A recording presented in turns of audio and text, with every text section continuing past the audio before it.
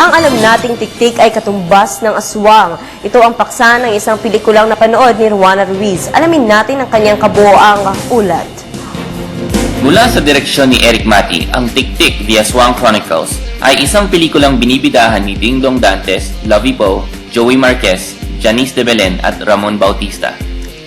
Nakausap naman namin si Ding Dong nung nakaraang Merkules sa estasyon kung saan siya ay nag-imbitang panuorin itong pelikula. Kung in-interview siya ni DJ Mix ng Jam 88.3, ikwinento niya na everything against green screen. As an actor, you'll have to double your effort kasi you have to imagine that the background is looks this way. Imagine that trees are swaying to the side.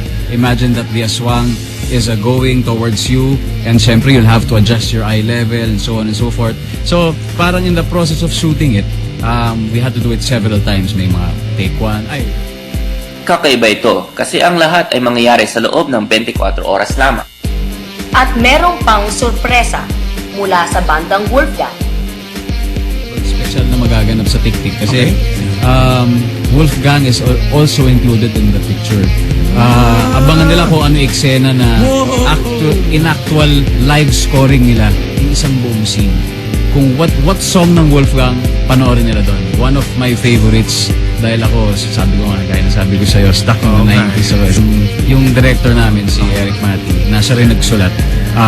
He made it clear sa amin kung ano yung look, ano yung feel ng environment, kung ano yung tsura, lahat, pati down to the color, pati sa kung paano namin i-act siya.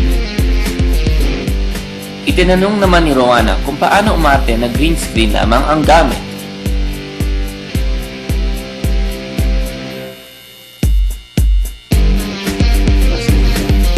Weird actually because you're interacting with practically nothing. Just the wind.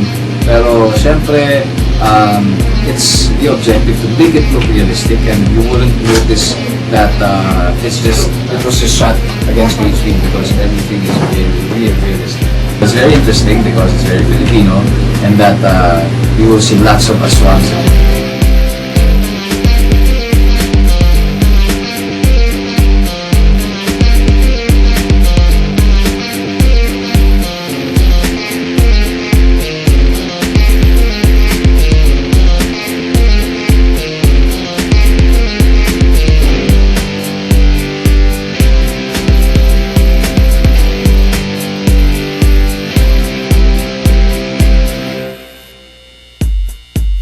Yes, sa October 17, run ng Tiktik, The Aswang Chronicles dito sa atin sa Pilipinas. So, sana mapanood. Ito ay lalabas sa sinehan mula sa ika-17 ng Oktubre. Hi, this is Ding Dong Dantes and you're watching The In Crowd and PTV4. Para sa Telebisyon ng Bayan, ako po si Reggie Amir. At ako naman po, si Roana Ruiz.